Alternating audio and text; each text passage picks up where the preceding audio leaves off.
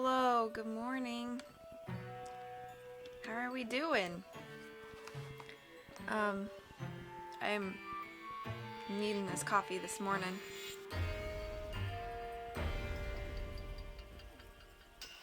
Ah.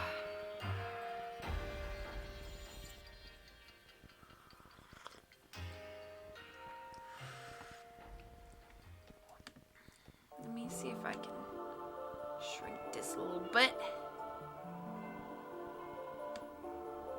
Okay, great. Alright, I hope you guys are having a great day. I'm trying to find a good balance to this music here. It's Friday. It's Friday. Friday. Gotta get down on Friday. I promise never to do that again.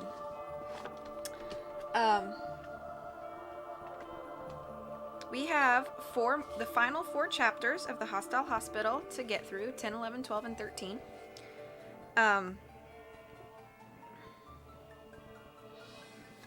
And I am looking forward to getting through it. Thank you for the host, Tara. Good morning. Good to see you. So yeah, just 4 more chapters left. It's about 80 pages, 85 pages, so I probably will do that. You're right. I shouldn't lie to the internet. It's so easily documented.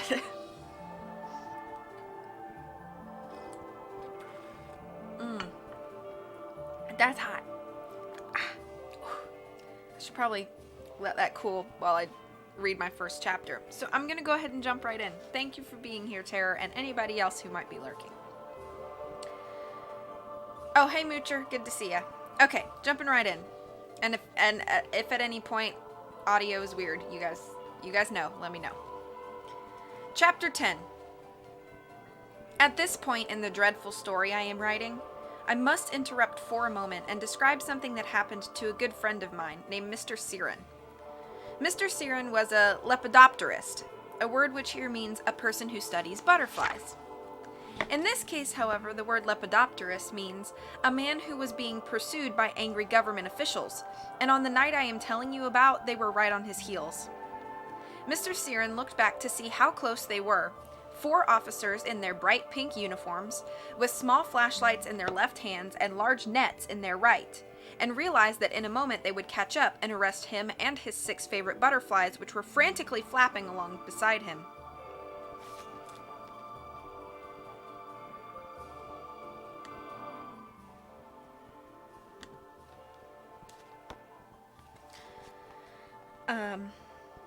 Mr. Siren did not care much if he was captured.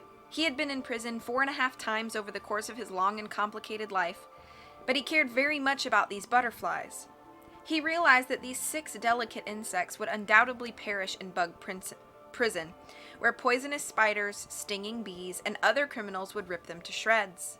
So as the secret police closed in, Mr. Siren opened his mouth as wide as he could and swallowed all 6 butterflies whole, quickly placing them in the dark but safe confines of his empty stomach.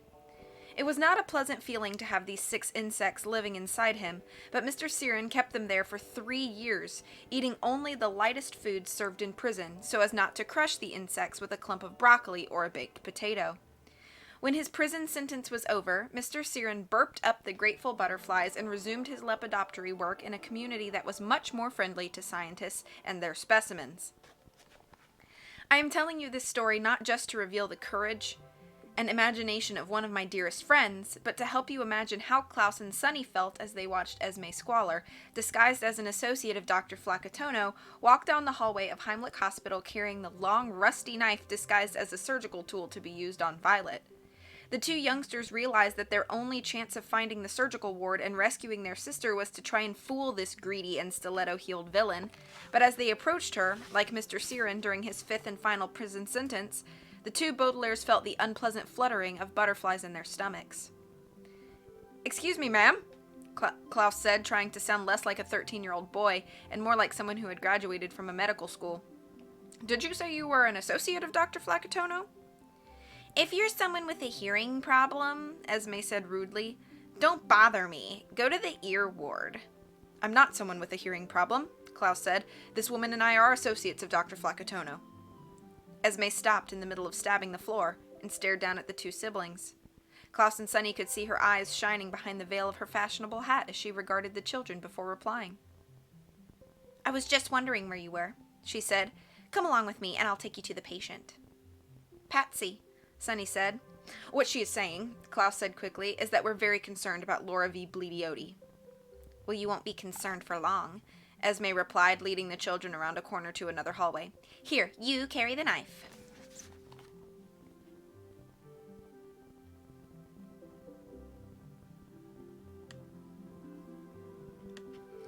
The evil girlfriend handed Klaus the rusty blade and leaned in closely to talk with him.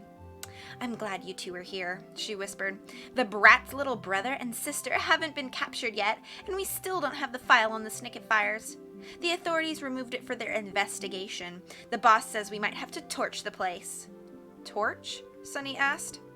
"Mattathias will take care of that part," Esme said, looking around the hallway to make sure no one could hear them. "All you have to do is assist with the surgery. Let's hurry up." Esme walked up a stairway as fast as her shoes could carry her, and the children followed nervously behind her, Klaus holding the rusty, jagged knife. With every door they opened, every hallway they walked down, and every staircase they ascended, the youngsters were afraid that at any moment Esme would see through their disguises and realize who they were. But the greedy woman was too busy pausing to yank the blades of the stiletto heels out of the floor to notice that the two additional associates of Dr. Flacatono bore a very strong resemblance to the children she was trying to capture. Finally, Esme led the Baudelaires to a door marked surgical ward, which was being guarded by someone the children recognized at once. The guard was wearing a coat which read Heimlich Hospital, and a cap that had the word guard printed on it in big black print, but Klaus and Sunny could see that this was another spurious disguise. The siblings had seen this person at Damocles Dock when poor Aunt Josephine had been their guardian, and they had to cook for this person when they'd been living with Count Olaf. The spurious guard was an enormous person, who looked like neither a man nor a woman, and who had been assisting Count Olaf with his nefarious schemes for as long as the Baudelaires had been escaping from them. The person looked at the children, and the children looked back at him or her, certain that they would be recognized. But Olaf's assistant merely nodded and opened the door. "They've already anesthetized the bratty orphan," Esme said, "so you ladies merely need to go to her room and bring her to the operating theater. I'm going to try to find that sniveling bookworm and that stupid baby with the oversized teeth. Mattathias says I get to choose which one to keep alive in order to force Mr. Poe to give us the fortune, and which one I rip to shreds." "Good," Klaus said, trying to sound fierce and villainous. "I'm so tired of chasing those kids around." "Me too," Esme said, and the enormous assistant nodded in agreement. "But I'm sure this will be the last time. Once we've destroyed the file, nobody can accuse us of any crimes, and once we murder the orphans, the fortune will be ours." The villainous woman paused and looked around her to make sure no one was listening, and then satisfied that no one could hear her, she laughed wildly in triumph. The enormous assistant laughed too, an odd laugh that sounded like a squeal and a howl at the same time, and the two Baudelaire youngsters tilted back their masked faces and made noises as if they were laughing too, although their laughter was as spurious as their disguises. Klaus and Sunny felt more like being sick than laughing, as they pretended to be as greedy and evil as Count Olaf and his troupe. It never occurred to the children how these terrible people acted when they didn't have to pretend to be nice, and the two siblings were horrified to hear all the bloodthirsty things that Esme had said. Watching Esme and the enormous assistant laugh together made the butterflies in the Baudelaire stomach flutter all the more, and the youngsters were relieved when Esme finally stopped laughing and ushered the children into the surgical ward.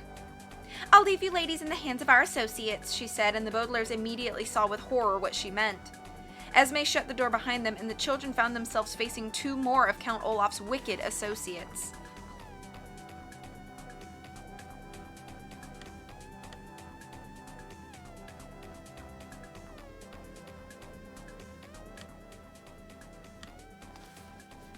"Well, hello there," the first one said in a sinister voice, pointing at the two children with an odd-looking hand. One of the fingers was curved at an odd angle, while the others hung limp, like socks hung out to dry, and Klaus and Sunny could see at once that this was the associate of Olaf who had hooks instead of hands, wearing rubber gloves to hide his unusual and dangerous appendages. Behind him was a man whose hands were not as familiar, but Klaus and Sunny recognized him just as easily due to the hideous wig he was wearing on his head. The wig was so limp, white, and curly that it looked like a heap of dead worms, which is not the sort of wig one forgets. The children had certainly not forgotten it when they had been living in Paltryville, and realized at once that this person was the bald man with the long nose who had been assisting Count Olaf since the Baudelaire's troubles began. The hook-handed man and the bald man with the long nose were among the nastiest members of Olaf's troop, but unlike the majority of nasty people of this earth, they were also quite clever, and the two young siblings felt the butterfly feeling in their stomach increase exponentially, a word which here means get much, much worse, as they waited to see if these two associates were clever enough to see through the children's disguises. "I can see through your disguise," the hook-handed man continued, and placed one of the spurious hands on Klaus's shoulder. "Me too," the bald man said, "but I don't think anyone else will. I don't know how you ladies manage to do it, but you look much shorter in those white coats." "And your faces don't look as pale in those surgical masks," the hook-handed man agreed. "Those are the best disguises Mattathias has ever cooked up." "We don't have time for all this talking," Klaus said, hoping that the associates wouldn't recognize his voice either. "We've got to get to room 922 right away."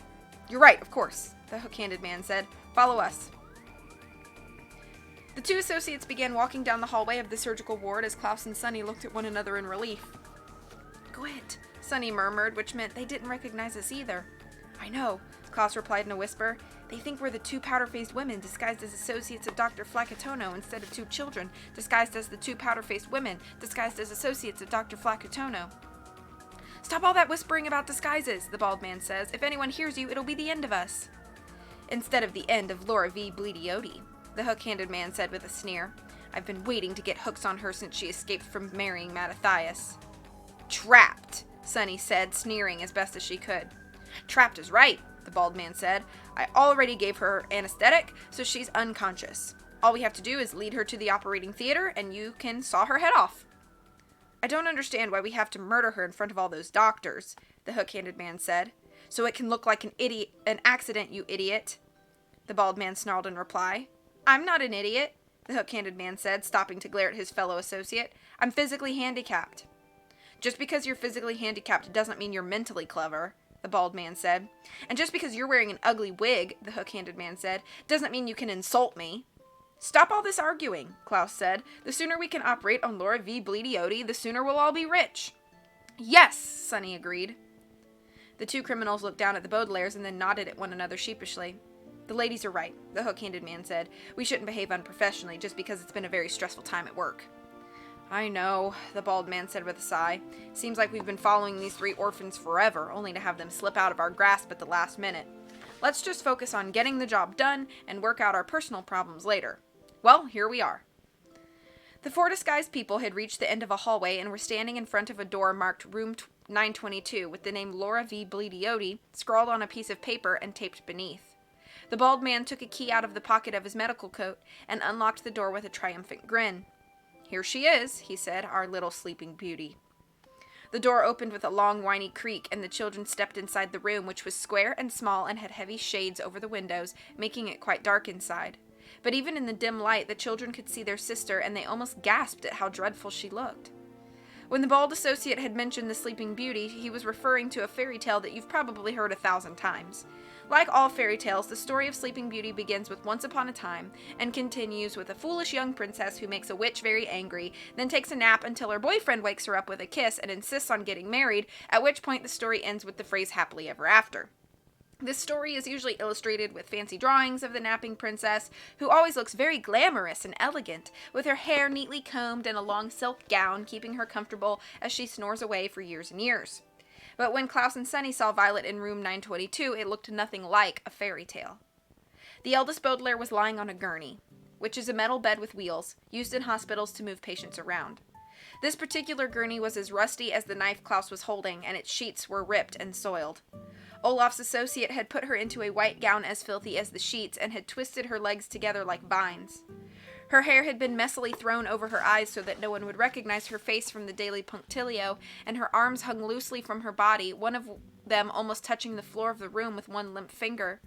Her face was pale and empty as the surface of the moon, and her mouth was open slightly in a vacant frown as if she were dreaming of being pricked with a pin.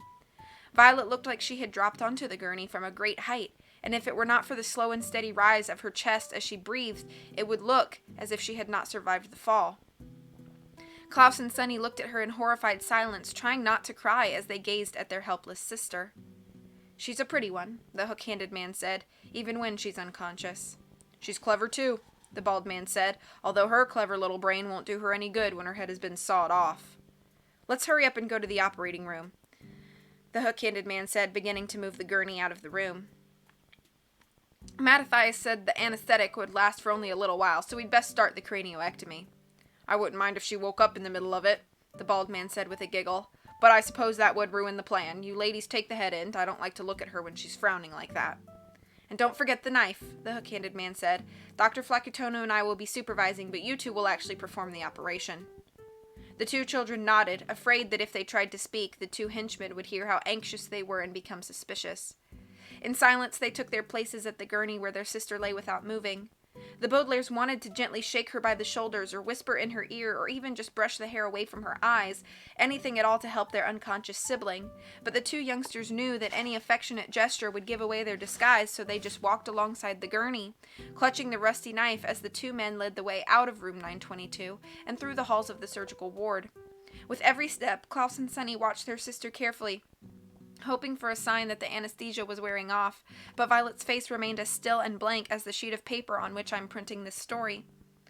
Although her siblings preferred to think about her inventing abilities and conversational skills rather than her physical appearance, it was true, as the hook-handed man had said, that Violet was a pretty one, and if her hair had been neatly combed instead of all tangled up and she'd been dressed in something elegant and glamorous instead of a stained gown, she might indeed have looked like an illustration from Sleeping Beauty. But the two younger Baudelaires did not feel like the characters in a fairy tale. The unfortunate events in their lives had not begun with Once Upon a Time, but with the terrible fire that had destroyed their home, and as Olaf's associates led them to a square metal door at the end of the hallway, Klaus and Sunny feared that their lives would not end like a fairy tale either. The label on the door read Operating Theater, and as the hook-handed man opened it with one curved glove, the two children could not imagine that their story would end with happily ever after. The end of chapter 10. So music, the weird thing about this music compilation is that like some songs are loud and some songs are quiet, so I'm trying to find the balance between the two, so hopefully that's okay.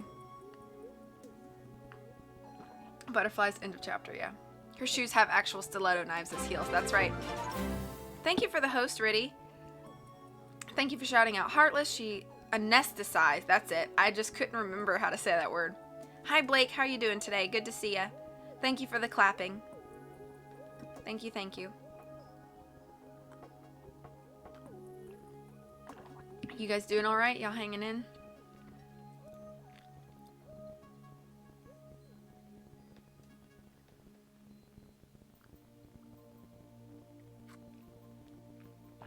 Oh yeah, please be safe, Moocher.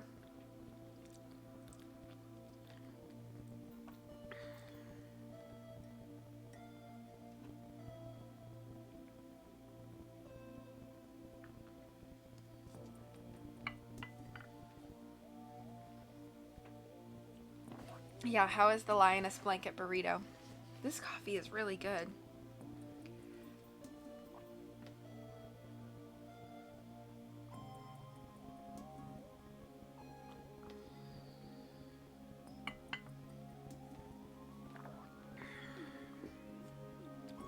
Okay. I'm gonna move on. Move along, really. Chapter 11. Operating theaters are not nearly as popular as dramatic theaters, musical theaters, and movie theaters, and it is easy to see why. A dramatic theater is a large dark room in which actors perform a play, and if you're in the audience, you can enjoy yourself by listening to the dialogue and looking at the costumes. A musical theater is a large dark room in which musicians perform a symphony, and if you're in the audience, you can enjoy yourself by listening to the melodies and watching the conductor wave his little stick around. And a movie theater is a large dark room in which a projectionist shows a film, and if you're in the audience, you can enjoy yourself by eating popcorn and gossiping about movie stars. But an operating theater is a large dark room in which doctors perform medical procedures, and if you are in the audience, the best thing to do is to leave at once, because there is never anything on display in an operating theater but pain, suffering, and discomfort, and for this reason most operating theaters have been closed down or have been turned into restaurants. I'm sorry to say, however, that the operating theater at Heimlich Hospital was still quite popular at the time that this story takes place. As Klaus and Sonny followed Olaf's two disguised associates through the square metal door, they saw that the large dark room was filled with people. There were rows of doctors in white coats who were clearly eager to see new operation being performed. There were clusters of nurses sitting together and whispering with excitement about the world's first cranioectomy. There was a large group of volunteers fighting disease who seemed ready to burst into song if needed, and there were a great many people who looked like they had simply walked over to the operating theater to see what was playing. The four disguised people wheeled the gurney into a small bare stage lit by a chandelier that was hanging from the ceiling, and as soon as the light of the chandelier fell on Klaus and Sonny's unconscious sister, all of the audience members burst into cheers and applause. The roar from the crowd only made Klaus and Sonny even more anxious, but Olaf's two associates stopped moving the gurney, raised their arms, and bowed several times. "Thank you very much," the hook-handed man cried. "Doctors, nurses, volunteers fighting disease, reporters from the Daily Punctilio, distinguished guests, and regular people, welcome to the operating theater at Heimlich Hospital. I am Dr. O. Lucafont, and I will be your medical host for today's performance." "Hooray for Dr. Lucafont!" a doctor cried as the crowd burst into applause again, and the hook-handed man raised his rubber-gloved hands and took another bow. "And I am Dr. Flacatono," the bald man announced, looking a bit jealous of all the applause the hook-handed man was getting. "I am the surgeon who invented the cranioectomy, and I am thrilled to operate today in front of all you wonderful and attractive people." "Hooray for Dr. Flacatono!" a nurse shouted, and the crowd applauded again. Some of the reporters even whistled as the bald man bowed deeply, using one hand to hold his curly wig onto his head. "The surgeon is right," the hook-handed man said. "You are all wonderful and attractive, all of you. Go on, give yourselves a big hand." "Hooray for us!" a volunteer cried, and the audience applauded another time. The two Baudelaires looked at their older sister, hoping that the noise of the crowd would wake her up, but Violet did not move. "Now, the two lovely ladies you see are two associates of mine named Dr. Takuna and Nurse Flo," the bald man continued. "Why don't you give them the same wonderful welcome you gave us?" Klaus and Sonny half expected someone in the crowd to shout, "They aren't medical associates, they're those two children wanted for murder." But instead, the crowd merely cheered once more, and the two children found themselves waving miserably at the members of the audience. Although the youngsters were relieved that they hadn't been recognized, the butterflies in their stomach only got worse as everyone in the operating theater grew more and more eager for the operation to begin. "And now that you've all met our fantastic performers," the hook-handed man said, "let the show begin. Dr. Flacatono, are you ready to begin?" "I sure am," the bald man said. "Now, ladies and gentlemen, as I'm sure you know, a cranioectomy is a procedure in which the patient's head is removed. Scientists have discovered that many health problems are rooted in the brain, so that the best thing to do with a sick patient is to remove it. However, a cranioectomy is as dangerous as it is necessary. There is a chance that Laura V. Blidiotti might die while the operation is being performed, but sometimes one must risk accidents in order to cure illness." "A patient's death would certainly be a terrible accident, Dr. Flacatono," the hook-handed man said. "It sure would, Dr. O. Lucafont," the bald man agreed. "That's why I'm going to have my associates perform the surgery while I supervise. Dr. Takuna and Nurse Flo, you may begin." The crowd applauded once more, and Olaf's associates bowed and blew kisses to each corner of the operating theater as the two children looked at one another in horror. "What can we do?" Klaus murmured to his sister, looking out at the sister. "We're surrounded by people who expect us to saw Violet's head off." Sonny looked at Violet, still unconscious on the gurney, and then at her brother, who was holding the long rusty knife Esme had given him. "Stall," she said. The word stall has two meanings, but as with most words with two meanings, you can figure out which meaning is being used by looking at the situation. The word stall, for example, could refer to a place where horses are kept, but Klaus knew at once that Sonny meant something more along the lines of, "We'll try to postpone the operation as long as we can, Klaus," and he nodded silently in agreement. The middle Baudelaire took a deep breath and closed his eyes, trying to think of something that would help him postpone the cranioectomy, and all at once he thought of something he had read. When you read as many books as Klaus Baudelaire, you are going to learn a great deal of information that might not become useful for a long time. You might read a book that would teach you all about the exploration of outer space, even if you do not become an astronaut until you are 80 years old.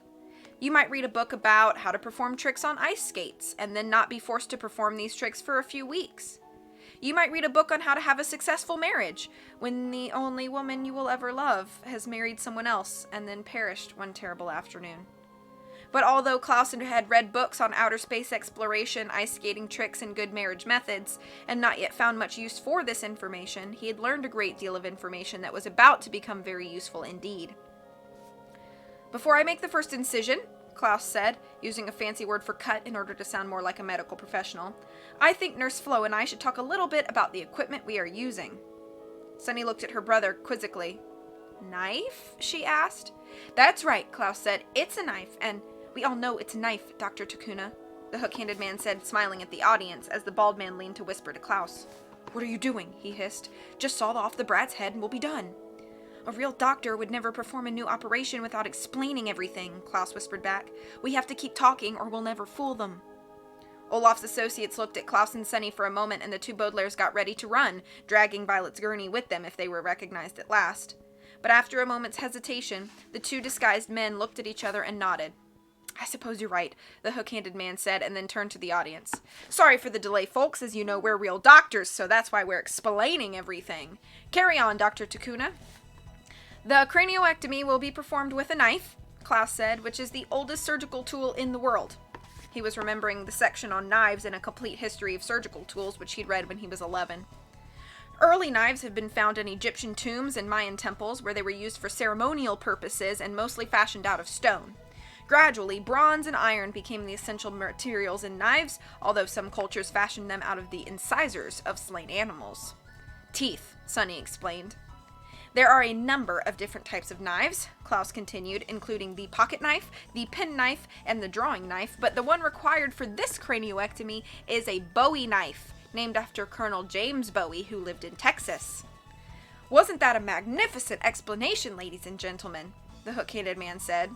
"It sure was," one of the reporters agreed. She was a woman wearing a gray suit and chewing gum as she spoke into a small microphone. "I can see the headline now. Doctor and Nurse Explain History of Knife. Wait until the readers of Daily Punctilio see that." The audience applauded in agreement, and as the operating theater filled with the sound of cheers and clapping, Violet moved on her gurney, ever so slightly. Her mouth opened a little wider, and one of her limp hands stirred briefly. The motions were so small that only Klaus and Sunny noticed them, and they looked at one another hopefully. Could they keep stalling until the anesthesia completely wore off? "Enough talk," the bald man whispered to the children. "It's lots of fun fooling innocent people, but we'd better get on with the operation before the orphan wakes up." "Before I make the first incision," Klaus said again, continuing to address the audience as if the bald man hadn't spoken, "I would like to say a few words concerning rust." He paused for a moment and tried to remember what he had learned from a book entitled What Happens to Wet Metal, which he had received as a gift from his mother. Rust is a reddish-brown coating that forms on certain metals when they oxidize, which is a scientific term for a chemical reaction occurring when iron or steel comes into contact with moisture. He held up the rusty knife for the audience to see, and out of the corner of his eye he saw Violet's hand move again, just barely. The oxidation process is integral to a cranioectomy due to the oxidative processes of cellular mitochondria and cosmetic demystification, he continued, trying to use as many complicated words as he could think of. "Clap!" Sunny said, and the audience applauded once more, although not as loudly this time. "Very impressive," the bald associate said, glaring at Klaus over his surgical mask. "But I think these lovely people will understand the process better once the head has actually been removed." "Of course," Klaus replied. "But first, we need to tenderize the vertebrae so we can make a clean cut. Nurse Flo, will you please nibble on Laura V. Bleediotti's neck?"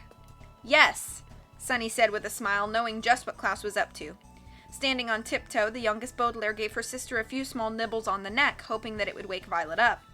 As Sunny's teeth scraped against her skin, Violet twitched and shut her mouth, but nothing more. "What are you doing?" the hook-handed man demanded in a furious whisper. "Perform the operation at once, or Mattathias will be furious." "Isn't Nurse Flo wonderful?" Klaus asked the audience, but only a few members of the crowd clapped, and there was not a single cheer. The people in the operating theater were clearly eager to see some surgery rather than hear any more explanations. "I believe you've bitten her neck enough," the bald man said. His voice was friendly and professional, but his eyes were gazing at the children suspiciously. "Let's get on with the craniosectomy."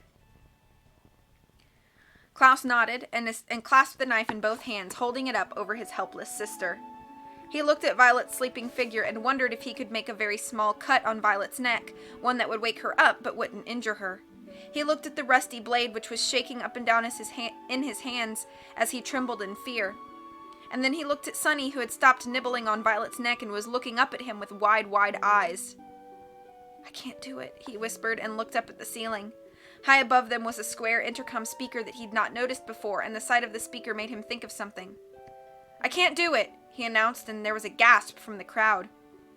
The hook-handed man took a step toward the gurney and pointed his limp, curved glove at Klaus. The middle Baudelaire could see the sharp tip of his hook pointing through the finger of the glove like a sea creature emerging from the water. "Why not?" the hook-handed man asked quietly. Klaus swallowed, hoping he still sounded like a medical professional instead of a scared child. "Before I make the first incision, there's one more thing that has to be done, the most important thing we do here at Heimlich Hospital." "And what is that?" the bald man asked. His surgical mask curled down as he gave the children a sinister frown, but Sunny's mask began to curl in the opposite direction as she realized what Klaus was talking about and began to smile. "Paperwork," she said, and to the Baudelaire's delight, the audience began to applaud once more. "Hooray!" called a member of VFD from the back of the operating theater as the cheering continued. "Hooray for paperwork!" Olaf's two associates looked at one another in frustration, as the Baudelaires looked at one another in relief. "Hooray for paperwork indeed!" Klaus cried. "We cannot operate on a patient until her file is complete." "I can't believe we forgot about it even for a moment," a nurse cried. "Paperwork is the most important thing we do at this hospital." "I can see the headline now," said the reporter who'd spoken earlier. "Heimlich Hospital almost forgets paperwork. Wait until the readers of the Daily Punctilio see that." "Somebody call Hal," suggested a doctor. "He's in charge of the Library of Records, so he can solve this paperwork problem." "I'll call Hal right now," announced a nurse, walking out of the operating theater, and the crowd clapped in support of her decision. "There's no need to call Hal," said the hook-handed man, holding up his hooked gloves to try to calm the crowd. "The paperwork has been taken care of, I promise you." "But all surgical paperwork has to be verified by Hal," Klaus said. "That's the policy of Heimlich Hospital." The bald man glared down at the children and spoke to them in a frightening whisper. "What in the world are you doing?" he asked them. "You're going to ruin everything." "I think Dr. Takuna is right," another doctor said. "That is the policy here." The crowd applauded again, and Klaus and Sunny looked at one another. The two Baudelaires, of course, had no idea what the hospital's policy was concerning surgical paperwork, but they were beginning to see that the crowd would believe just about anything if they thought it was being said by a medical professional. "Hal is on his way," the nurse announced, re-entering the room. "There's apparently been some problem at the Library of Records, but he'll come as quickly as he can and settle this matter once and for all." "We don't need Hal to settle this matter once and for all," a voice said from the far end of the theater, and the Baudelaires turned to see the slender, tottering figure of Esme Squalor, walking straight toward them in her stiletto-heeled shoes, with two people trailing dutifully behind her. These two people were both dressed in medical coats and surgical masks just like the Baudelaires. Klaus and Sunny could see just a bit of their pale faces above the masks and knew at once that they were the two powder-faced assistants of Olaf. "This is the real Dr. Takuna," Esme said, pointing to one of the women. "And this is the real Nurse Flo. The two people up on this stage are imposters." "No, we're not," the hook-handed man said angrily. "Not you two," Esme said impatiently, glaring over her surgical mask at the two henchmen. "I mean the other two people on the stage. They fooled everyone. They fooled doctors, nurses, volunteers, reporters, and even me. Until I found the real associates of Dr. Flacatono, that is." "In my medical opinion," Klaus said, "I believe this woman has lost her mind." "I haven't lost my mind," Esme said with a snarl. "But you're about to lose your heads, Baudelaires." "Baudelaires?" the reporter from the Daily Punctilio asked. "The same Baudelaires who murdered Count Omar?" "Olaf," the bald man corrected. "I'm confused," whined a volunteer. "There are too many people pretending to be other people." "Allow me to explain," Esme said, stepping up on the stage.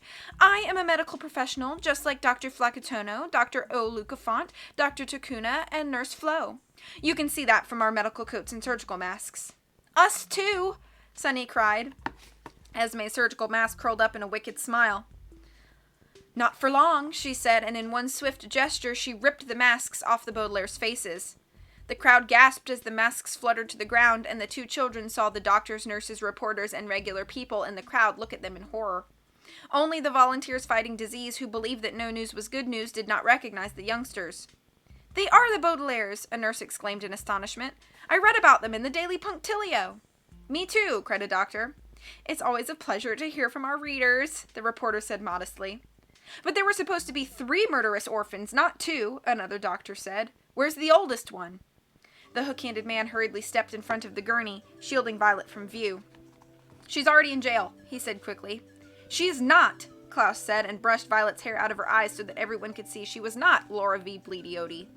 These terrible people disguised her as a patient so they could cut her head off. Don't be ridiculous, Esme said. You're the one who was trying to cut her head off. Look, you're still holding the knife.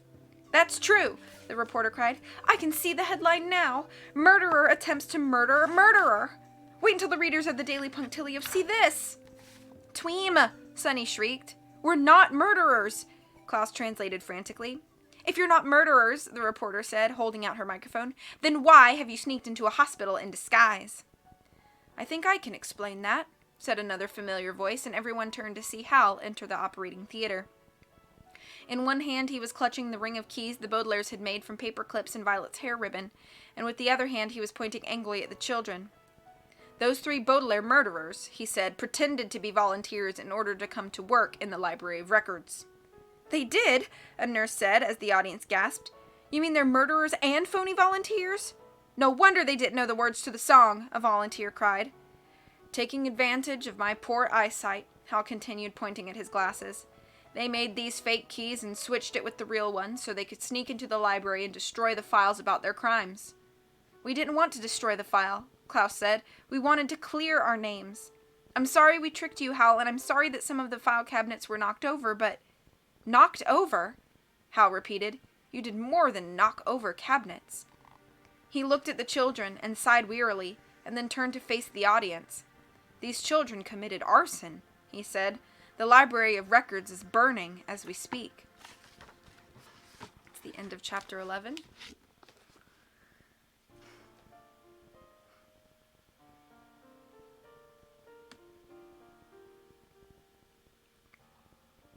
I'm a comfy burrito. Hope everyone is well today. I'm doing pretty good.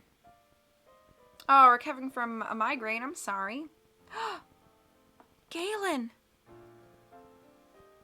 Thank you for the follow. I need to check something.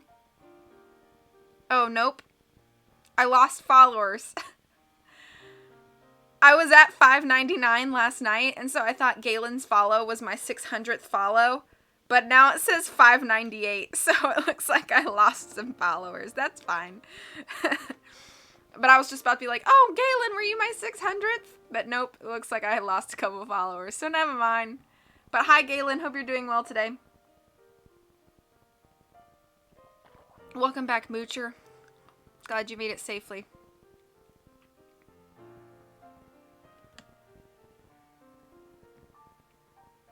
Into the barn stall, toilet stall, selling stall, engine stall, yeah.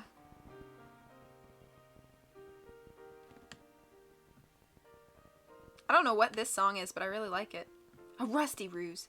What happens to what metal? Page 1. Rust. The end. Well, sorry, Sonny. Cut. Oh.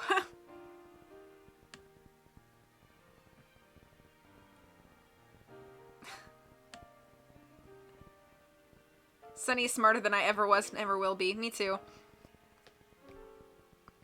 Why you gotta fire everything?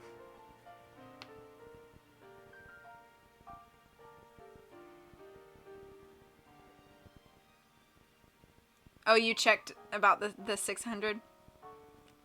Very fiery destruction. He's looking for the paperwork to authorize himself to put out the fire. It could be that, HS. Like, it literally could. Like, accounts that haven't been logged into for years.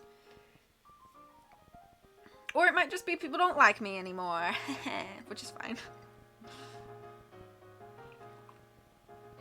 Not the first time that's happened.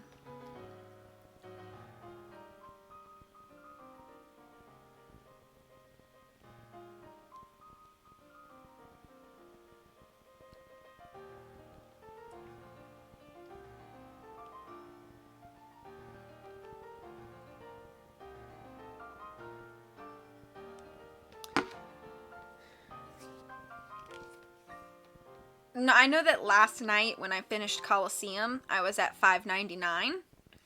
And then I guess I lost 2 and then gained 1 because with Galen's Follow, I'm at 598.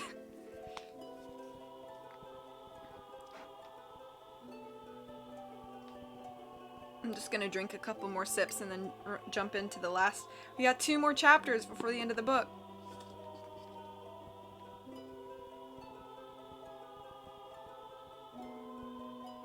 Oh, does your page say 599? Huh. When I open it on my phone, it says, I don't know if you can see it. Nope, you can't. It says 598. Yeah, you can't see that. It's way out of focus. Hi, Nicole. Hope you're having a wonderful day. Oh, so during my read stream, I lost 2. No, that's fine. Oh, it's alright.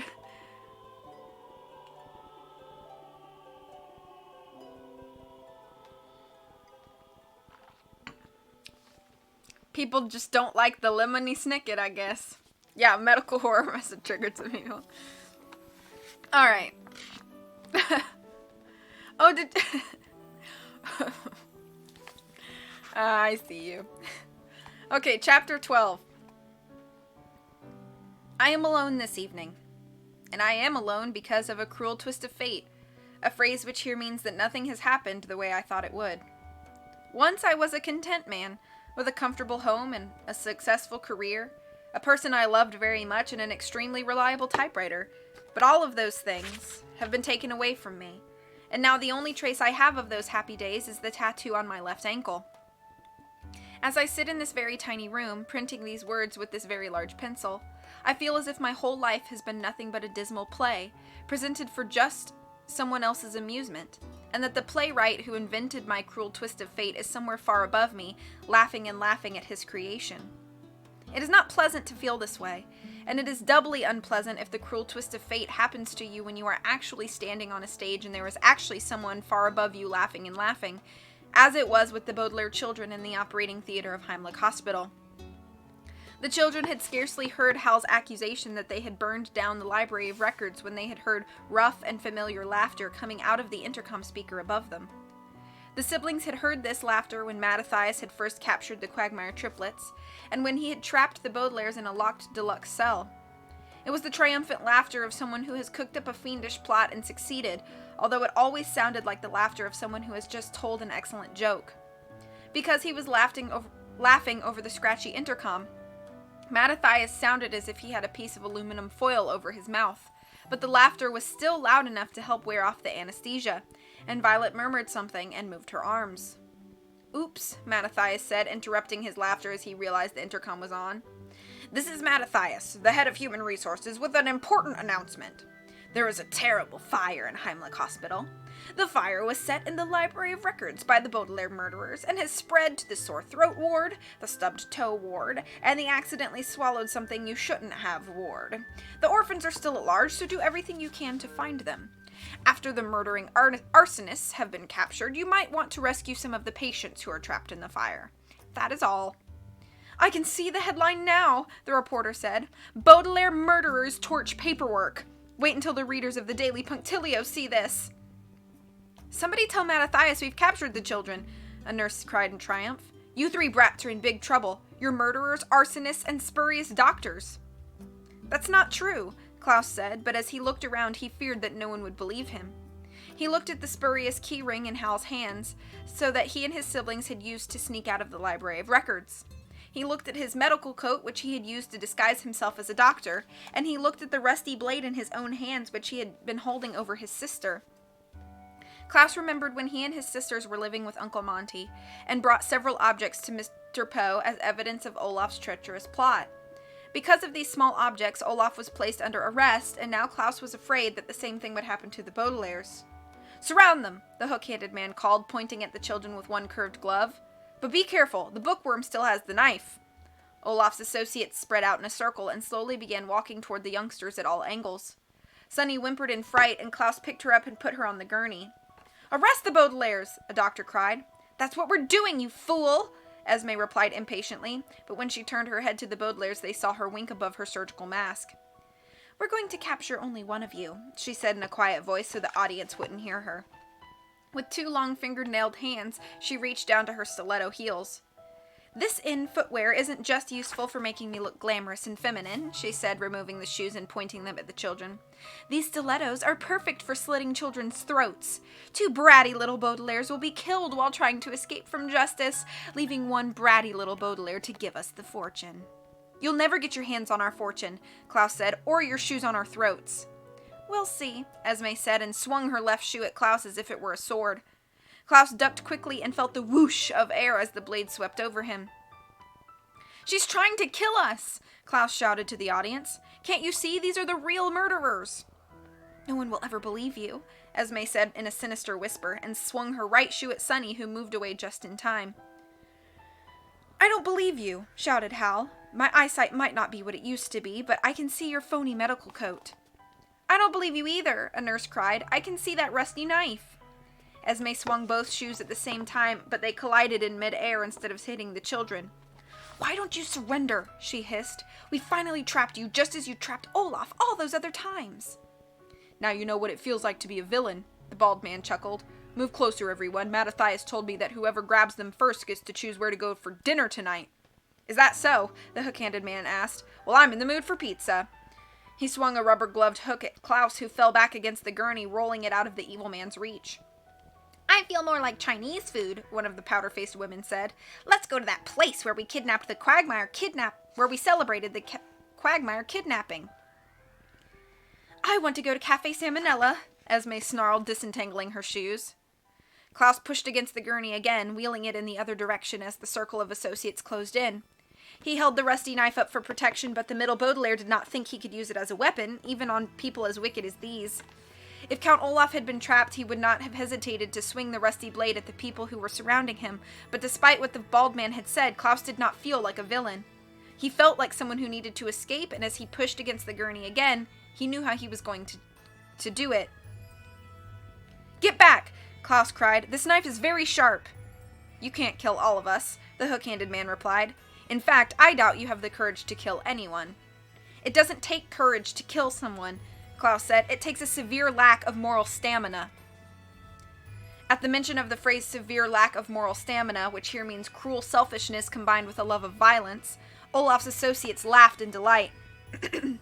"Your fancy words won't save you now, you twerp," Esme said. "That's true," Klaus admitted. "What will save me now is a bed on wheels used to transport hospital patients." Without another word, Klaus tossed the rusty knife to the floor, startling Olaf's associates into stepping back. The circle of people with a severe lack of moral stamina was spread out a little more. Just for a moment, but a moment was all the Baudelaires needed. Klaus jumped onto the gurney, which began to roll quickly toward the square metal door they had come in. A cry rose from the audience as the Baudelaires sped past Olaf's associates. "Get them!" the hook-handed man cried. "They're getting away!" "They won't get away from me," Hal promised, and grabbed the gurney just before it reached the door. The gurney slowed to a halt, and for a second Sunny found herself face to face with the old man. Butterflies fluttered in the youngest Baudelaire's stomach as he glared at her from behind his tiny glasses. Unlike Olaf's associates, Hal was not an evil person, of course. He was merely someone who loved the Library of Records and was trying to capture the people he believed had set it on fire, and it pained Sunny to see that he thought she was an evil criminal instead of just an unlucky infant. But she knew she did not have time to explain to Hal what had really happened. She scarcely had time to say a single word, and yet that is precisely what the youngest Baudelaire did. "Sorry," Sunny said to Hal, and gave him a small smile. Then she opened her mouth a little wider and bit Hal's hand as gently as she could, so that he would let go of the gurney without getting hurt. "Ow!" Hal said, and let go. "The baby bit me," he shouted to the crowd. "Are you hurt?" a nurse asked. "No," Hal replied, "but I let go of the gurney. They're rolling out the door." The Baudelaires rolled out the door, with Violet's eyes flickering open, Klaus steering the gurney, and Sunny hanging on for dear life. The children rolled down the hallways of the surgical ward, dodging around surprised doctors and other medical professionals. "Attention!" announced Mattathias' voice over the intercom. This is Mattathias, the head of human resources. The Baudelaire murderers and arsonists are escaping on a gurney. Capture them at once. Also, the fire is spreading throughout the hospital. You might want to evacuate. Norris, Sonny shouted. I'm going as fast as I can, Klaus cried, dangling his legs over the side of the gurney to scoot it along. Violet, wake up, please. You can help push. I'm trying, Violet murmured, squinting around her. The anesthesia made everything seem faint and foggy, and it was almost impossible for her to speak, let alone move. Door! Sonny shrieked, pointing to the door that led out of the surgical ward. Klaus steered the gurney in that direction and rode past Olaf's fat associate, who looked like neither a man nor a woman, who was still dressed as a spurious guard.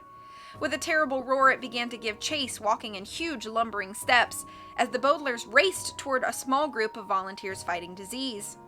The bearded volunteer, who was playing some very familiar chords on his guitar, looked up to see the gurney wheel past them. Those must be the murderers Mattathias was talking about, he said. Come on, everyone, let's help that guard capture them. Sounds good to me, another volunteer agreed. I'm a bit tired of singing that song if you want to know the truth. Klaus steered the gurney around a corner as the volunteers joined the overweight associate in pursuit. Wake up, he begged Violet, who was looking around her in a confused way. Please, Violet. Stairs, Sonny said, pointing to a staircase. Klaus turned the gurney in the direction his sister indicated, and the children began to roll down the stairs, bouncing up and down with each step. It was a fast, slippery ride that reminded the children of sliding down the banisters at 667 Dark Avenue or colliding with Mr. Poe's automobile when they were living with Uncle Monty. At a curve in the staircase, Klaus scraped his shoes against the floor to stop the gurney and then leaned over to look at one of the hospital's confusing maps. I'm trying to figure out if we should go through that door, he said, pointing at a door marked Ward for People with Nasty Rashes, or continue down the staircase. Glean! Sonny cried, which meant we can't continue down the staircase. Look. Klaus looked, and even Violet managed to focus enough to look down where Sonny was pointing. Down the staircase just past the next landing was a flickering orange glow, as if the sun was rising out of the hospital basement, and a few wisps of dark black smoke were curling up the staircase like the tentacles of some ghostly animal. It was an eerie sight that had haunted the Baudelaires in their dreams ever since that fateful day at the beach when all their trouble began. For a moment, the three children were unable to do anything but stare down at the orange glow and the tentacles of smoke and think about all they had lost because of what they were looking at. Fire, Violet said faintly. Yes, Klaus said. It's spreading up this staircase. We've got to turn and go back upstairs. From upstairs, the Baudelaires listened to the associate roar again and heard the bearded volunteer reply. We'll help you capture them, he said.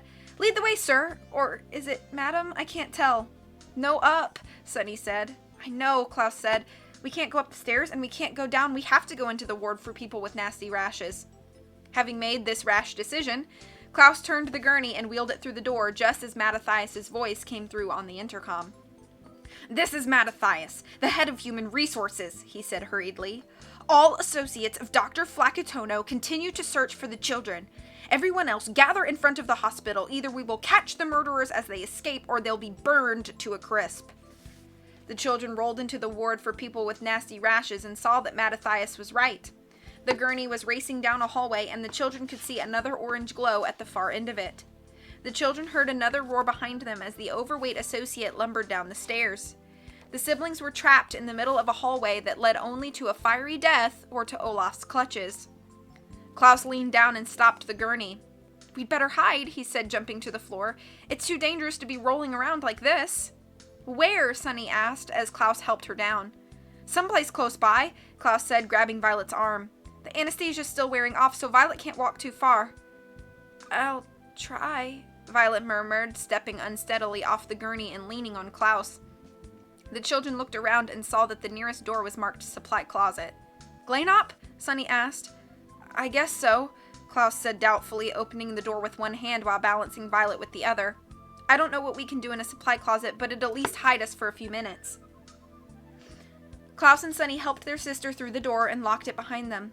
Except for a small window in the corner, the closet looked identical to the one where Klaus and Sonny had hidden to decipher the anagram in the patient list. It was a small room with only one flickering light bulb hanging from the ceiling, and there were a row of white medical coats hanging from hooks, a rusty sink, huge cans of alphabet soup, and small boxes of rubber bands.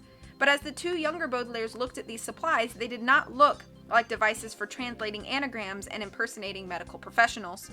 Klaus and Sunny looked at all these objects and then at their older sister. To their relief, Violet's face was a bit less pale and her eyes were a bit less confused, which was a very good sign. The eldest Baudelaire needed to be as awake as she could be, because the items in the closet were looking less and less like supplies and more like materials for an invention. End of chapter 12. Kind of ended more suddenly than I thought. Let me catch up.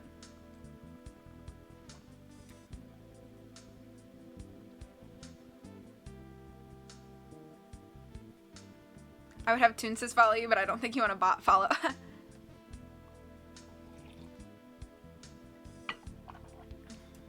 Yeah, so many bots. Have Galen unsubscribing to, other resubscribe now. The bot even listed you as at $5.99 when you went live. Yeah.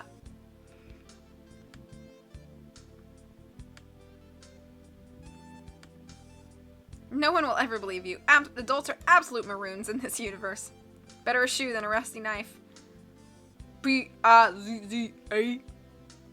I don't reckon anyone is happy in this universe. Get him. Hi, Carly. And hello, Summer. I transferred all your hours and tickets and mod song over to you, by the way. Hope you guys are doing well today. I heard murmured as murdered, and I'm like, Violet at it again with the murdering. She might be under anesthesia, but nothing can stop her murdering. Have fun with your lurk and enjoy Stardew. I'll try. That's what I say in the same way when somebody says I have to walk any distance. Thank you for the claps. We have one more chapter. And that's it.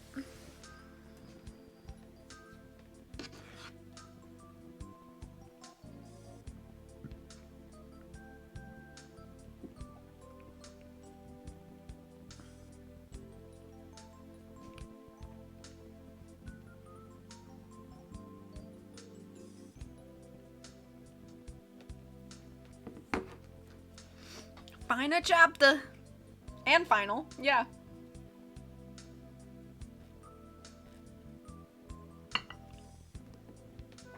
I don't know what this song is either, but... Oh, sorry, Moocher. You should get some rest if you're tired. You can always catch up later.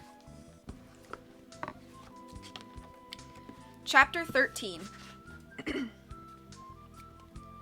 When Violet Baudelaire was 5 years old, she won her first invention contest with an automatic rolling pin she'd fashioned out of a broken window shade and 6 pairs of roller skates. As the judges placed the gold medal around her neck, one of them said to her, "I bet you could invent something with both hands tied behind your back," and Violet smiled proudly. She knew, of course, that the judge did not mean that he was going to tie her up, but merely that she was so skilled at inventing that she could probably build something even with substantial interference, a phrase which here means something getting in the way. The eldest Baudelaire had proved the judge right dozens of times, of course, inventing everything from a lockpick to a welding torch with the substantial interference of being in a hurry and not having the right tools. But Violet thought she had never had as much substantial interference as the lingering effects of anesthesia as she squinted at the objects in the supply closet and tried to focus on what her siblings were saying. "Violet," Klaus said, "I know that the anesthesia hasn't completely worn off, but we need you to try to invent something." "Yes," Violet said faintly, rubbing her eyes with her hands. I know. "We'll help you all we can," Klaus said. "Just tell us what to do. The fire's consuming the entire hospital, and we have to get out of here quickly." "Rallum," Sunny added, which meant, "and Olaf's associates are chasing us." "Open the window," Violet said with difficulty, pointing to the window in the corner. Klaus helped Violet lean against the wall so he could step over to the window without letting her fall. He opened the window and looked outside. "It looks like we're on the 3rd floor," he said, "or maybe the 4th. There's smoke in the air, so it's hard to tell. We're not so high up, but it's still too far to jump." "Climb?" Sunny asked. "There's an intercom speaker right below us," Klaus said. "I suppose we could hang on to that and climb down to the bushes below, but we'd be climbing in front of a huge crowd. The doctors and nurses are helping the patients escape, and there's Hal and that reporter from the Daily Punctilio, and the middle Baudelaire was interrupted by a faint sound coming from outside the hospital. We are volunteers fighting disease and we're cheerful all day long. If someone said that we were sad, that person would be wrong. And the volunteers fighting disease, Klaus continued. They're waiting at the entrance to the hospital just like Mattathias told them to. Can you invent something to fly over them? Violet frowned and closed her eyes, standing still for a moment as the volunteers continued singing. We visit people who are sick and try to make them smile, even if their noses bleed or if they cough up bile. Violet? Klaus asked. You're not falling asleep again, are you? No, Violet said. I'm thinking. We need to distract the crowd before we climb down. The children heard a faint roar from beyond the closet door. Kassoff? Sonny said, which meant, that's Olaf's associate. It sounds like it's entering the ward for people with nasty rashes. We'd better hurry. Klaus? Violet said and opened her eyes. Open those boxes of rubber bands. Start to string them together to make a cord. Tra-la-la, fiddle-dee-dee, hope you get well soon. Ho-ho-ho, hee-hee-hee, have a heart-shaped balloon. Klaus looked down and watched the volunteers giving balloons out to the hospital patients who'd been evacuated from the hospital. But how will we distract the crowd? He asked. I don't know, Violet admitted and looked down at the floor. I'm having trouble focusing my inventing skills. Help, Sonny said. Don't cry for help, Sonny, Klaus said. No one will hear us. Help, Sonny insisted and took off her white medical coat. Opening her mouth wide, she bit down on the fabric, ripping a small strip of the coat with her teeth. Then she held up the strip of white cloth and handed it to Violet. Ribbon, she said, and Violet gave her a weary smile. With unsteady fingers, the eldest Baudelaire tied her hair up to keep it out of her eyes, using the thin strip of fabric instead of a hair ribbon. She closed her eyes again and then nodded. I know it's a bit silly, Violet said. I think it did help, Sonny. Klaus, get to work on the rubber bands. Sonny, can you open one of those cans of soup? Treen, Sonny said, which meant, yes, I opened one earlier to help decode the anagrams.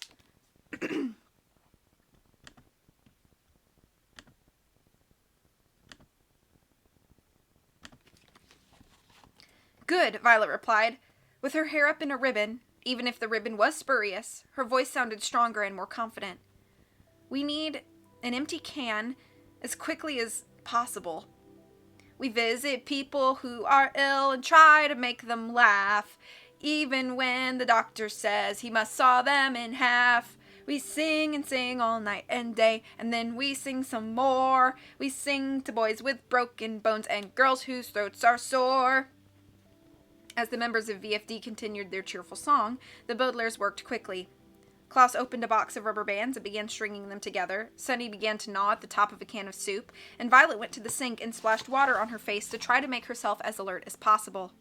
Finally, by the time the volunteers were singing, tra-la-la, fiddle-dee-dee, hope you get well soon.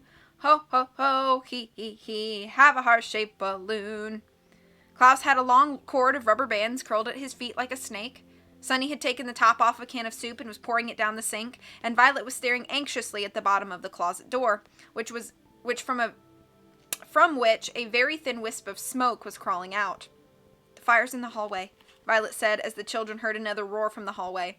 And so is Olaf's henchperson. We have only a few moments. The cord's all ready, Klaus said, but how can we distract the crowd with the empty soup can? It's not an empty soup can, Violet said. Not anymore. Now it's a spurious intercom. Sonny, poke one hole in the bottom of that can.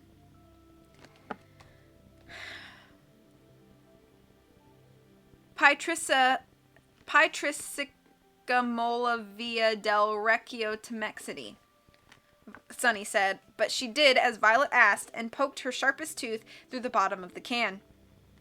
Now, Violet said, you two hold this near the window. Don't let the crowd see it. They have to think my voice is coming out of the intercom. Klaus and Sunny held up the empty soup can near the window, and Violet leaned in and stuck her head inside it as if it were a mask. The eldest Baudelaire took a deep breath to gather her courage, and then she began to speak. From inside the can, her voice sounded scratchy and faint, as if she were talking with a piece of aluminum foil over her mouth, which was precisely how she wanted to sound. "Attention!" Violet announced before the volunteers could sing the verse about singing to men with measles. "This is Babs. Mattathias has resigned due to personal problems, so I am once again the head of Human Resources. The Baudelaire murderers and arsonists have been spotted in the unfinished wing of the hospital. We require everyone's assistance in making sure they do not escape.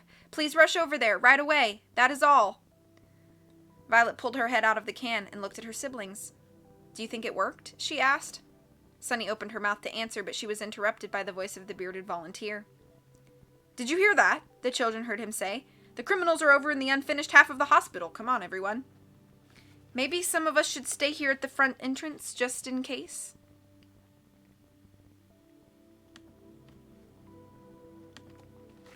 said a voice the Baudelaires recognized as Hal's. Violet stuck her head back into the can. "Attention," she announced. "This is Babs, the head of Human Resources. No one should stay at the front entrance to the hospital. It is too dangerous. Proceed at once to the unfinished wing. That is all." "I can see the headline now," said the reporter from the Daily Punctilio. "Murderers captured in unfinished half of hospital by well-organized medical professionals. Wait until the readers of the Daily Punctilio see that!" There was a cheer from the crowd, which faded as they walked away from the front of Heimlich Hospital. "It worked," Violet said. "We fooled them. We're as good at tricking people as Olaf is." "And at disguises," Klaus said. "Anagrams," Sunny said.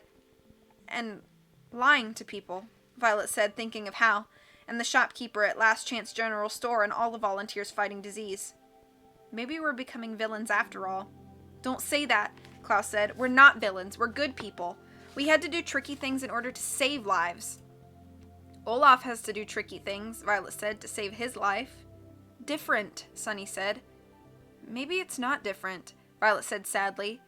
"Maybe—" Violet was interrupted by an angry roar coming from just outside the closet door. Olaf's overweight assistant had reached the supply closet and was now fumbling at the door with its enormous hands. "We can discuss this later," Klaus said. "We've got to get out of here right now." "We're not going to climb," Violet said. "Not with such a skinny, rubbery cord. We're going to bounce." "Bounce?" Sunny asked doubtfully. "Plenty of people bounce from high places on long, rubbery cords just for fun," Violet said, "so I'm sure we can do it to escape. I'll tie the cord to the faucet with the devil's tongue knot, and we'll each take turns jumping out the window. The cord should catch us before we hit the ground and bounce us up and down more and more gently each time. Eventually we'll get to the bottom safely, and then we'll toss it back up to the next person." "It sounds risky," Klaus said. "I'm not sure the cord's long enough." "It is risky," Violet agreed, "but not as risky as fire." The associate rattled the door furiously, making a large crack right near the lock. Black smoke began to pour through the crack as if the assistant were pouring ink into the closet, as Violet hurriedly tied the cord to the faucet and then tugged on it to make sure it was secure. "I'll go first," she said. "I invented it, so I'd better test it."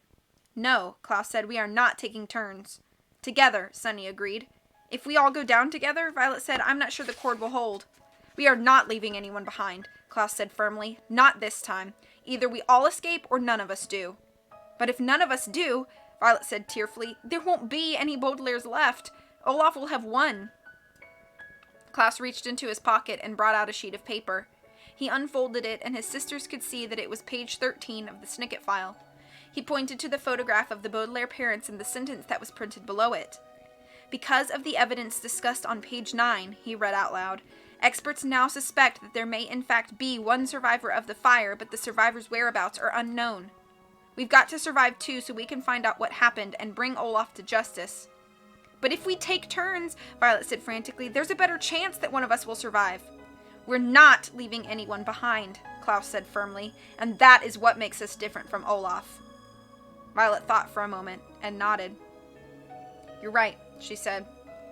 Olaf's associate kicked at the door, and the crack grew bigger. The children could see a tiny orange light shining in the hallway and realized that the fire and the associate must have reached the door at the same time. "I'm scared," Violet said. "I'm frightened," Klaus said. "Sheer terror," Sunny said, and the associate kicked the door again, forcing a few sparks through the crack in the door.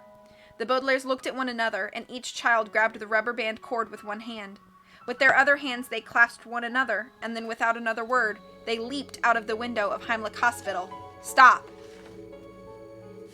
There are many things in this world I do not know. I do not know how butterflies get out of their cocoons without damaging their wings.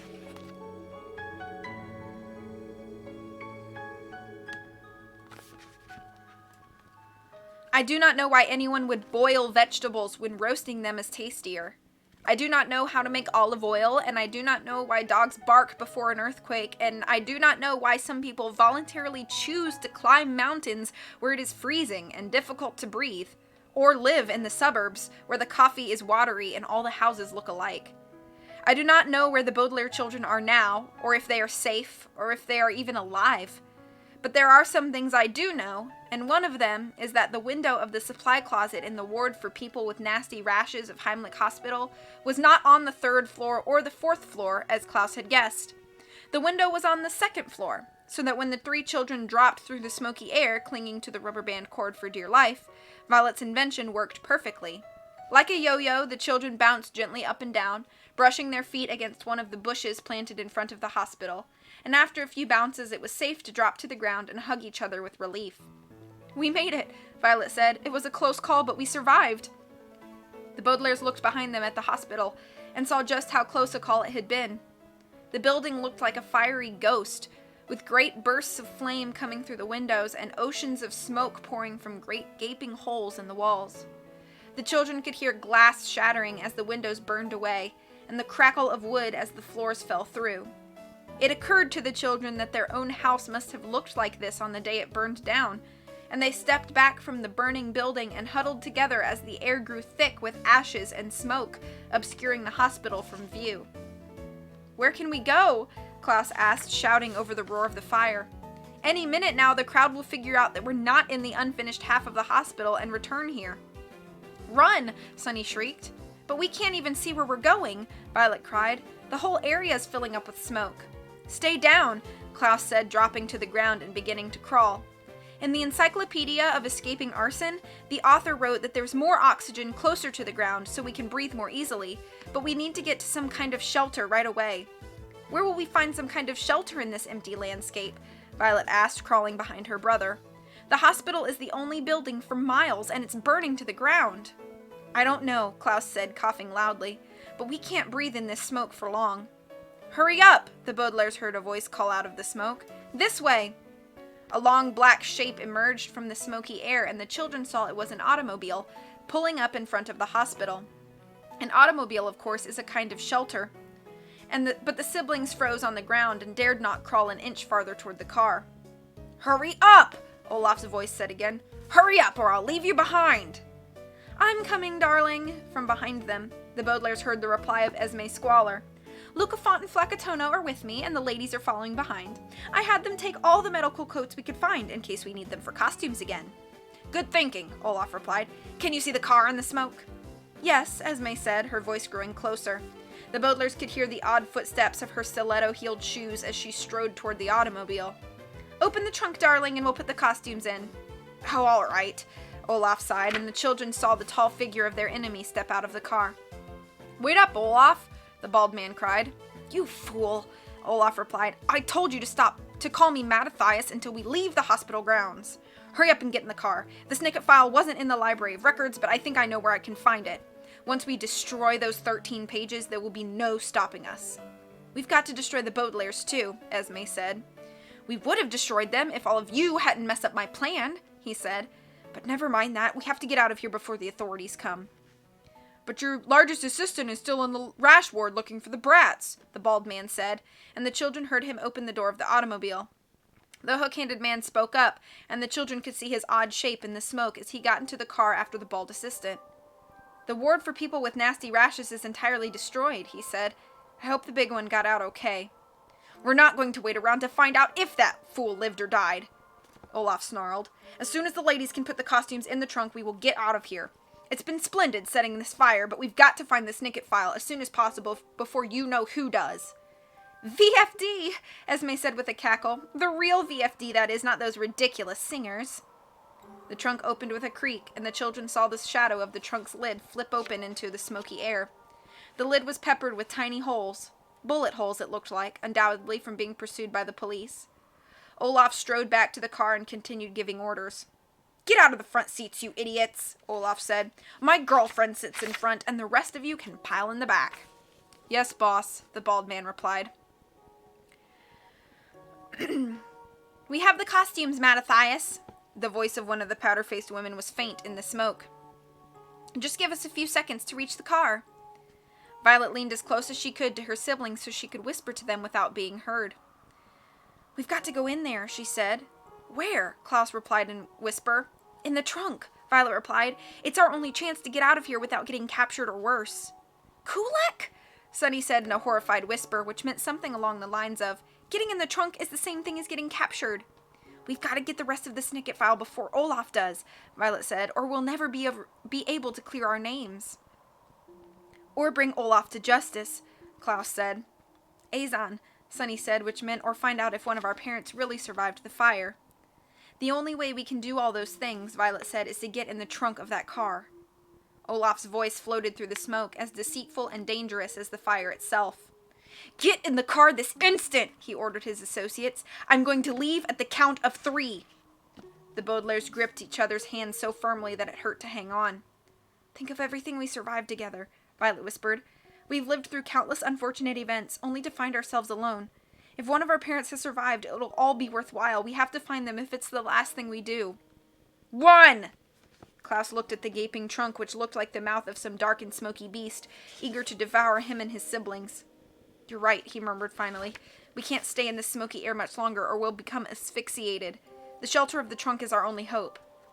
"Yes," Sunny whispered. 2! The Baudelaire children stood up and scurried into the trunk of Count Olaf's car. The trunk was damp and smelled terrible, but the children crawled deep into its depths so they wouldn't be seen. "Wait!" the powder-faced woman called, and the Baudelaires felt the slap of the medical coats being tossed on top of them. "I don't want to be left behind. I can't breathe out here." "Will we be able to breathe in here?" Violet asked Klaus as quietly as she could. "Yes," Klaus said.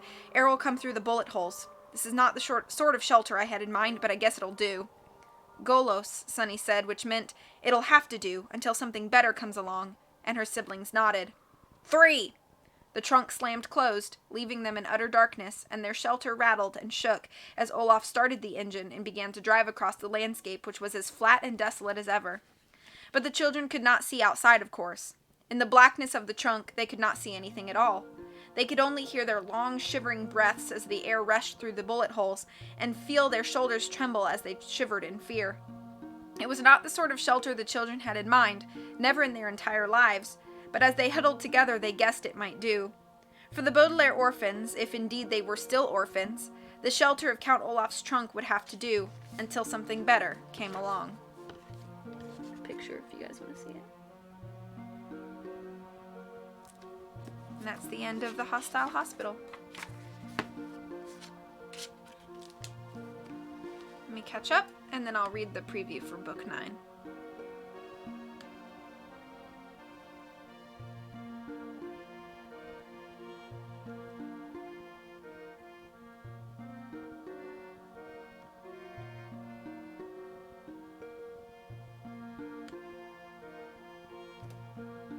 Violet, get off your lazy butt is what Klaus meant to say.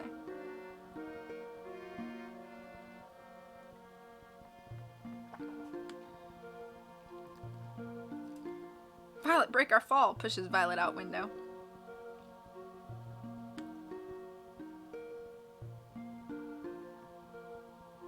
The rubber band of doom! What? I really thought he was gonna fire that thing.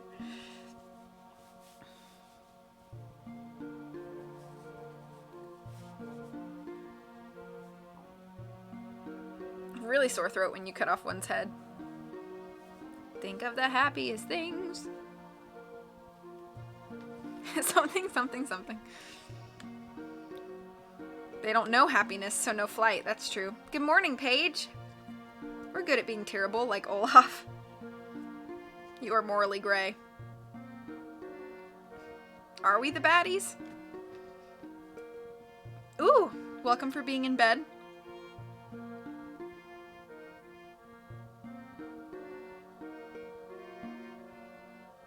Page 13.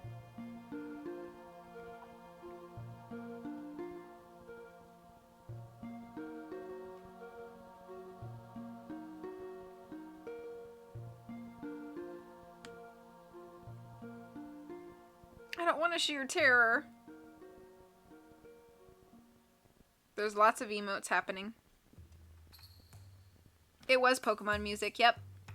How old is Sunny by this point? She's still a baby, yeah. They do age.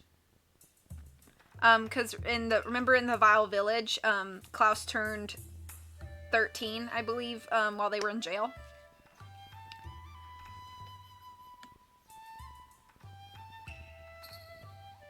How many people are willing to kill kids for money? Gotta make a living somehow. We knew you were kidding.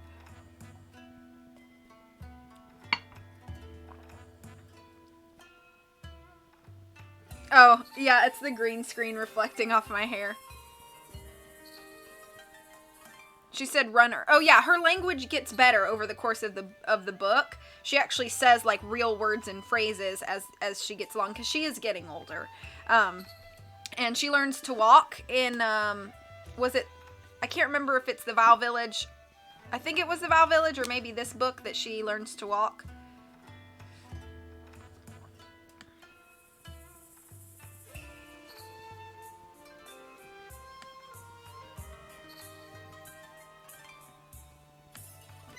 That's fun. Okay, now I'm gonna read the preview for book number 9.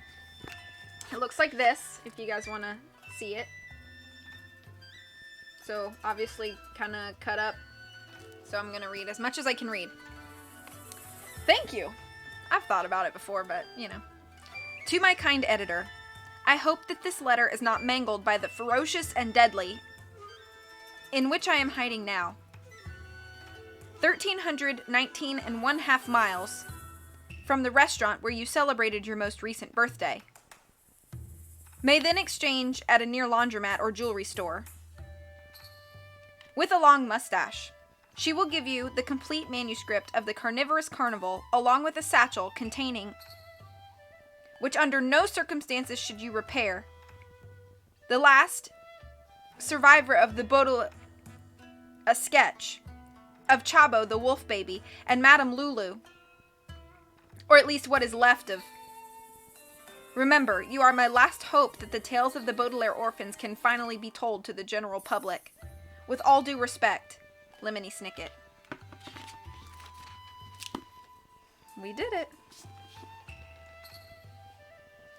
So that is the end of book 8, The Hostile Hospital. So the next Lemony Snicket book we read will be The Carnivorous Carnival. But the next book that I'm going to read is, I'm actually not reading a whole book. So, just quick explaining. So, you know, I've been reading the books that the Nancy Drew games are based off of, and some of the games are based off of more than one book. So, the last one I read was, Secret of Scarlet Hand. So the next game that I'll be reading the books for is Ghost Dogs of Moon Lake, which is based on 2 stories. So it's based on a book called Mystery by Moonlight, and it's also based on one of the mini stories in this book, which is Nancy Drew Ghost Stories. So there is a story called The Ghost Dogs of Whispering Oaks, and it's only like 25 pages. So I'm going to have one very short read stream where I just read the mini story, and then I'll read the entire book of Mystery by Moonlight at a different time. So the next book stream that you get will be me reading the mini story of the Ghost Dogs of Whispering Oaks. So, just to kind of preview that. This music makes you miss Japan. It makes me miss Epcot. Same. Yeah, so it's a short kind of mini story that's part of the inspiration of Ghost Dogs of Moon Lake, so I'll read that in one sitting sometime next week. It'll be a really short, like 30-minute, 40-minute stream, just to kind of let you guys know. But that's it for me. I'm gonna do some housework, and then I gotta do some grocery shopping for our cooking stream that me and V-Mom are gonna be doing tomorrow night after I get home from work. I had posted about 6 p.m. Eastern time. That might be changing. The only thing is because my mattress box spring is breaking. Like, it's like getting worn out. And so my bed is starting to sag in the middle, which is really weird. So I have to buy a box spring. But long story short, my dad has to be the one to transport it because he's got the truck, yada, yada, yada. So after I get off work tomorrow, I have to run and get that box spring and then bring it home before we can start our cooking stream. So, cooking stream might be a little bit later than 6. That was a lot of explanation you probably didn't even care about, but a lot of explanation. It may be a little later than 6. 6:37 p.m. Eastern might be when we start our cooking stream. Oh, really?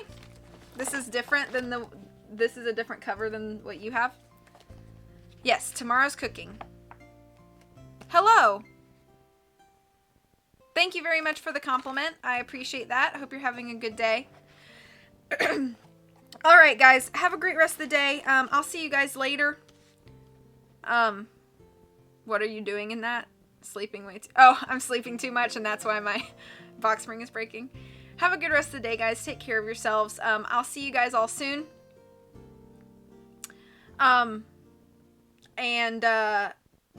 Take care of yourselves. I keep saying that. Enjoy the rest of your day. Much love from me to you. Don't forget that part.